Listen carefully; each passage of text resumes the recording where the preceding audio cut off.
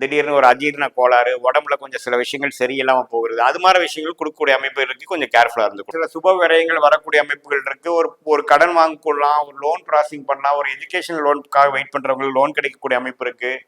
கொஞ்சம் சில விஷயங்கள் சுப விரயங்கள் பண்ணியோ ஒரு லோன் வாங்கியோ சில பிரச்சனைகள் சால்வ் பண்ணிக்கக்கூடிய அமைப்பு கொடுக்கக்கூடிய அமைப்பு கண்டிப்பாக டிசம்பர் மாதம் கிடைக்கும். என்னதான் இருந்தாலும் மார்ச் 2025 வரைக்கும் அஷ்டமத்தில் அஃபெக்ட் ஆகிறது கொஞ்சம் ஸ்லோவாக தான் இருக்கும். கொஞ்சம் ஸ்பெல் பண்ணிக்கக்கூடிய கொஞ்சம் விஷயங்கள் தெரிஞ்சுக்கக்கூடிய அமைப்பு வந்து டிசம்பர் மாதம் கொடுக்குங்கிறது நீங்கள் தெரிஞ்சுக்கணும்.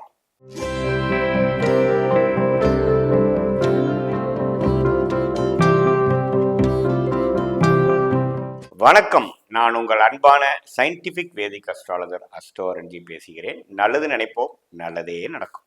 தொடர்ந்து நம்மளுடைய சேனலில் வரக்கூடிய வீடியோஸ்லாம் பார்ப்பீங்கன்னு நினைக்கிறேன். சயின்டிஃபிக் வேதிக் அஸ்ட்ராலஜி முறையில் எந்த விதத்திலையும் மிகைப்படுத்தாமல், பரிகாரங்கள் தோஷங்கள்லாம் போகாமல், ஒரு கிரகமும் ஒரு இடத்துல இருக்கும் பொழுது நம்மளுடைய பூர்வ ஜென்ம கர்மா எப்படி வந்து இந்த ஜென்மத்தில் வாழ்க்கை சம்பவங்களாக சாதகமற்ற சாதகமான சம்பவங்களாக எப்படி வந்து உருவெடுக்கிறதுங்கிறது துல்லியமாக நம்ம பார்த்துட்டு இருக்கோம்.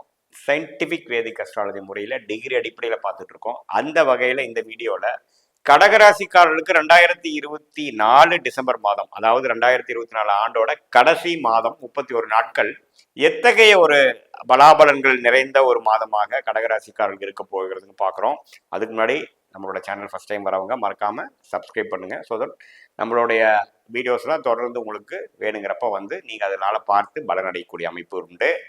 இப்போ பார்த்தீங்கன்னா கடகராசிக்காரர்களுக்கு ஆண்டு கிரகம் என்று சொல்லப்படுகிற குரு, சனி, ராகு, கேது, கடகராசிக்காரங்க மட்டும் கிடையாது, எல்லா ராசிக்காரர்களுக்கும் ஆண்டு கிரகம் பயிற்சியே கிடையாது.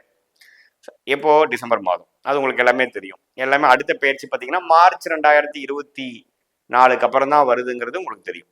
2025 அப்புறம் தான் வருதுங்கிறது தெரியும். ஸோ அந்த அடிப்படையில் குரு பார்த்தீங்கன்னா 11ஆம் இடத்திலேயே கடகராசிக்கு நீடித்திருக்கிறார். அஷ்டமத்தில் சனி நீடித்திருக்கிறார். கடந்த ஒரு 2 வருஷமாக 1.25 வருஷமாக அஷ்டமத்தில் இருந்து அஷ்டம சனியால் தாக்கத்தில் அவதிப்பட்டு கொண்டிருக்கக்கூடிய கடகராசிக்காரர்கள் தொடர்ந்து அதே ப்ரொஃபைல் வருது. 2025 மார்ச் வரைக்குமே தொடரும். டிசம்பர் மாதத்துலையும் எந்த மாற்றமும் இல்லை. அதே சமயத்தில் 9ஆம் இடத்தில் ராகுவும் 3ஆம் இடத்தில் கேது குரு பார்வை பெறுகிறார். ஸோ இத்தகைய ஒரு அமைப்பு பார்த்தீங்கன்னா எப்படி ஒரு அமைப்பு கொடுக்குது அப்படின்னா, எந்த ஒரு மாற்றமும் இல்லாத ஒரு காரணத்தினால பார்த்தீங்கன்னா மாத கிரகத்தின் பயிற்சி தான் நல்ல ஒரு தாக்கத்தை கொடுக்கக்கூடிய அமைப்பு இருக்கு. ஸோ 11ஆம் இடத்து குரு பார்த்தீங்கன்னா எந்த அதே லாபத்தையும் இதுவரை அஷ்டம சனியில் அஃபெக்ட் ஆகிட்டு இருக்கிறவங்களுக்கு ஏதோ ஒரு பரவாயில்ல சில விஷயங்கள் நடந்துட்டு இருக்குதுங்கிற மாதிரி ஒரு விஷயத்தை கொடுக்குதுங்க. அதே சமயத்தில் ராசி அதிபதி என்று சொல்லப்படுகிற சந்திரன் மாறிட்டே இருக்காரு. ஸோ ராசி அதிபதி வச்சு கடகராசிக்கு ஒன்றும் பெருசாக சொல்ல முடியாது. ஆனால் ராசிக்குள்ள செவ்வாய் நீடித்திருக்கிறார். அதாவது டிசம்பர் மாதம் முழுக்க பார்த்தீங்கன்னா செவ்வாய் வந்து ராசிக்குள்ளேயே இருக்கார்.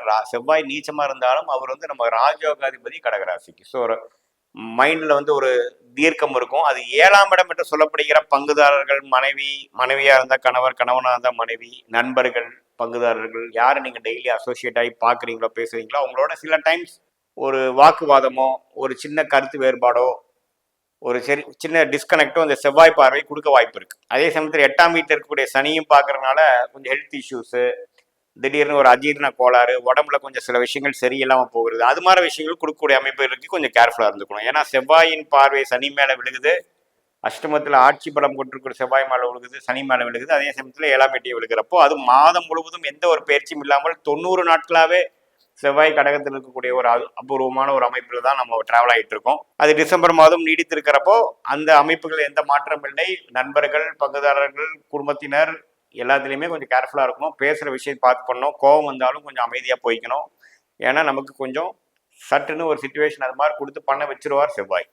அது ஒரு கேர்ஃபுல்லாக இருக்கக்கூடிய அமைப்புன்னு நீங்கள் தெரிஞ்சுக்கிறீங்க டிசம்பர் மாதம் முழுக்க. அடுத்து வரக்கூடிய புதன் பார்த்தீங்கன்னா 5ஆம் இடத்திலே நீடித்து குரு பார்வை பெறுவது தவறில்லை. நல்லா படிக்கக்கூடிய அமைப்புகள். இன்னுமே 5ஆம் வீட்டில் குரு இருக்கிறது இன்னுமே கிளாரிட்டி கொடுக்கக்கூடிய அமைப்பு. மாணவர்களுக்கு வந்து நல்ல பலன்கள் தான், தப்பு இல்லை.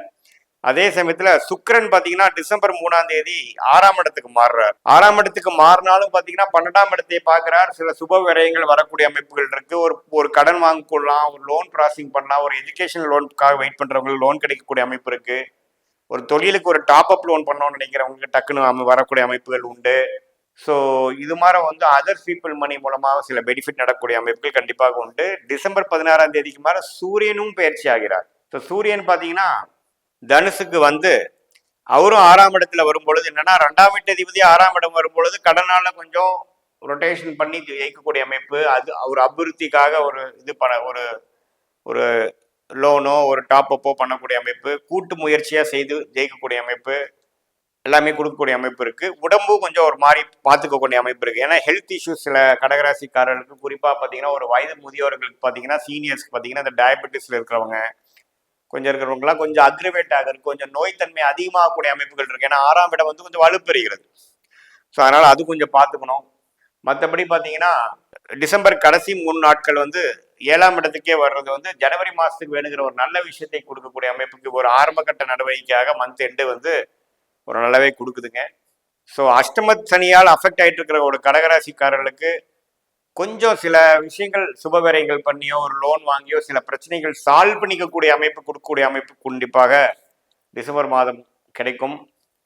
அதே சமயத்துக்கு கொஞ்சம் ட்ராவலிங் பண்ணோம், சில விஷயத்தை மாற்றி அமைக்கிறோம், அது மாதிரி கொஞ்சம் வம்பு வழக்குகளில் ஓரளவுக்கு தீர்வு கிடைக்கிறது, அதுவும் கொஞ்சம் பாசிட்டிவான விஷயங்கள் உண்டு.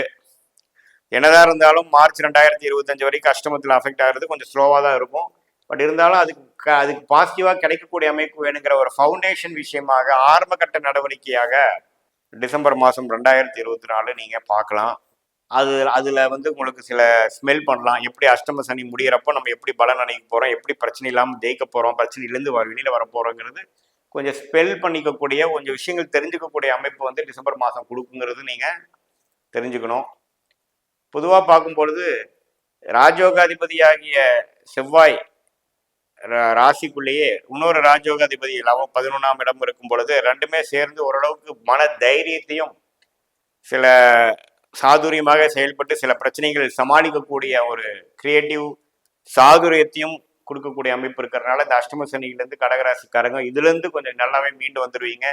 2024 ஜூனுக்கு முன்னாடி தான் நம்ம என்ன பண்ணுறதுன்னு தெரியாமல் இருந்தீங்க. இப்போ கொஞ்சம் ஹோப் கிடைக்கக்கூடிய அமைப்புகளும் எப்படி நம்ம வந்து இயல்பான வாழ்க்கைக்கும் அடுத்த லெவல் கட்டமாக வளர்ச்சிக்கும் குரோத்துக்கும் நம்ம எப்படி போக போகிறோங்கிறதும் செய்யக்கூடிய அமைப்புக்கு ஒரு ஆரம்ப கட்ட நடவடிக்கையாக 2024 டிசம்பர் அமையுங்கிறது தான் நீங்கள் தெரிஞ்சுக்கணும்.